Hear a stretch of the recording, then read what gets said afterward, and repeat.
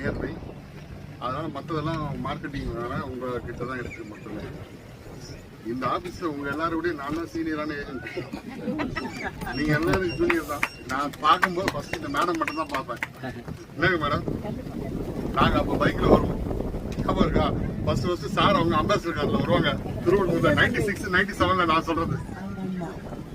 இவங்க வந்து 100 ரூபாய் கொடுத்தாதான் நாங்க சாப்பிட முடியும்.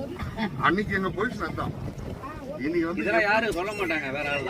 ஆமா, இது என்னன்னா இது சும்மா சொல்ல. இப்ப நான் மணிக்கிட்ட என்ன சொன்னேன், மணி நான் வரும்போது ஸ்கூலுக்கு போய் பார்ப்பேன் ட்ரௌசர் போட்டு.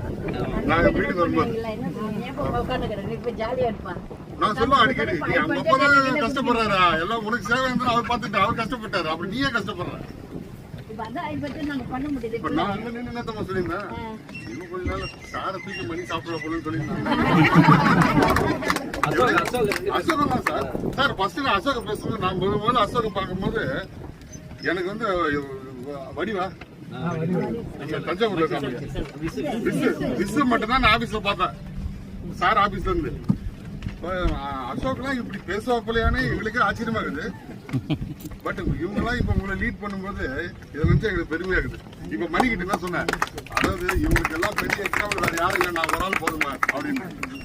நான் சாரை கேட்பேன், நாங்களாம் BMW பென்சில் வரோம், நீங்க இன்னும் இந்த ஹோண்டா சிட்டில. இப்ப அவங்க கிட்ட அதான் சொல்லியிருந்தேன், சார் யார் சார் இந்த மாதிரி பண்றீங்க அப்படின்னு. இப்போ மணி அசோக் இந்த வாட்டி இந்த ப்ராஜெக்ட் முடிச்சோன்னா நீங்க ஒரு BMW பென்ஸ் வாங்கி